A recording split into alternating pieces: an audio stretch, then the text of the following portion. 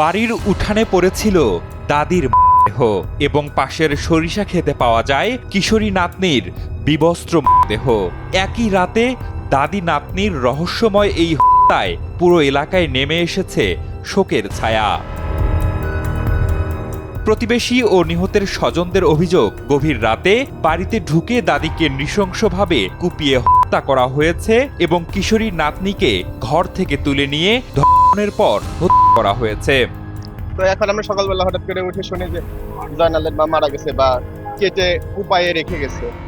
তো ঘুম থেকে এসে আমরা এখানে আসলাম, আসার পরে দেখি যে এখানে পড়ে আছে, জয়নাল স্যার মা এখানে পড়ে আছে। পরে এখানে এসে দেখি আমাদের ইরালি কাকার ছেলের নাম শিমুল হোসেন, ও দৌড়ে চলে গেল, এখানে ফলো করে রক্ত ফলো করে ওখানে দৌড়ে চলে গেল। যাওয়ার পরে ওখানে গিয়ে দেখে যে বিবস্ত্র অবস্থায়, হয়তো হতে পারে ধর্ষণ হতে পারে, আমরা আনুমানিক, আমরা তো আর জানি না, হতে পারে। নির্মম এবং বর্বর এই ঘটনাটি জানাজানি হলে স্বজনদের মাঝে দেখা যায় বুকফাটা আর্তনাদ আর আহাজারি। সেই সাথে এই হত্যাকাণ্ডের সুষ্ঠু তদন্ত ও হত্যাকারীদের সর্বোচ্চ শাস্তি দাবি করেন তারা। সকালে খবর পাই আমার বিটি মারা গেছে, আসি দেখি আমার বিটি তারপরে দেখি আমার ওই বিটিও নাই রে, দুটি বিটি আমি হারা বেলাইছি, আমি আপনার কাছে ফাঁসি চাই রে।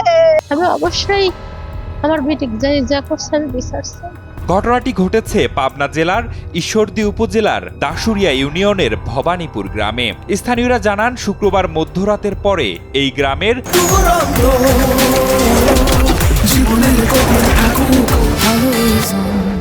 ষাটোর্ধ্ব বৃদ্ধা সুফিয়া খাতুন এবং ১৫ বছরের কিশোরী নাতনি জমিলা খাতুনকে দুর্বৃত্তরা নির্মমভাবে হত্যা করে ফেলে রেখে যায়। পরে শনিবার সকালে স্থানীয়রা এসে নিহতের বাড়িতে ভিড় জমান।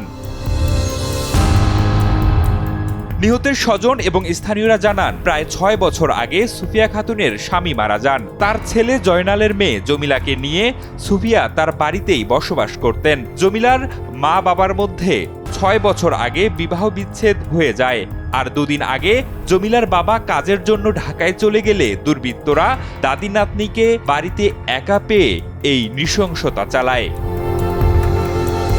এ বিষয়ে পাবনার ঈশ্বরদী থানার ভারপ্রাপ্ত কর্মকর্তা মমিনুজ্জামান জানান, নৃশংস এই হত্যাকাণ্ডের কারণ ও হত্যার সাথে কারা জড়িত প্রাথমিকভাবে তা এখনো জানা যায়নি। তবে এই ঘটনার তদন্ত শুরু হয়েছে।